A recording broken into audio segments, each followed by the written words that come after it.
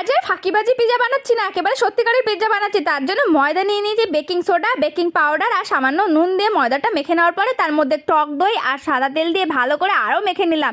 তারপরে বাকিটা আমি সামান্য একটু উষ্ণ গরম দুধ দিয়ে ভালো করে মেখে একটা মণ্ড তৈরি করে রেখে দিলাম। তার মধ্যে চিকেনের টুকরো নিয়ে নিয়েছি, চিকেনের টুকরোর মধ্যে আদা রসুন বাটা, গোলমরিচ গুঁড়ো, সোয়া সস আর রেড চিলি সস দিয়ে ভালো করে চিকেনটা ম্যারিনেশন করে তেল দিয়ে ভেজে তুলে রাখলাম। আর দেখো ভাজতে গিয়ে আমার চিকেনটা একটু হালকা পুড়েও গেছে, তো কোনো ব্যাপার নেই। তারপর আমি সেই ময়দার ডোটা নিয়ে ভালো করে একটু শুকনো ময়দার ডাস্ট করে ভালো করে বেলে নিলাম। বেলে নেওয়ার পরে সাইডটাকে একটু উঁচু করে দিয়ে তারপরে কাঁটা চামচ দিয়ে ভালো করে একটু ফুটো ফুটো করে দিয়ে একটা প্লেটের ওপরে তেল দিয়ে তারপরে বিছিয়ে দিলাম। তারপরে দিয়ে অনেকটা পরিমাণে পিৎজা আর পাস্তা সস, তারপরে সেটাকে ভালো স্প্রেড করে নিলাম। তার উপরে দিয়ে দিলাম মোজারেলা চিজ। তারপরে একেবারে একে এক করে পেঁয়াজ, টমেটো আর চিকেনগুলোকে, ক্যাপসিকামগুলোকে ভালো করে সাজিয়ে ওপর থেকে অরিগানো ছড়িয়ে দিলাম। আর ওপর থেকে আরও খানিকটা চিজ দিয়েছিলাম। একটা পাত্রকে প্রিহিট করে তারপরে পিৎজাটা বেক করে নিলাম 20 মিনিটের জন্য। আর এই অবস্থাটা দেখতে পাচ্ছ তো পিৎজাটা কতটা ভালো হয়েছে।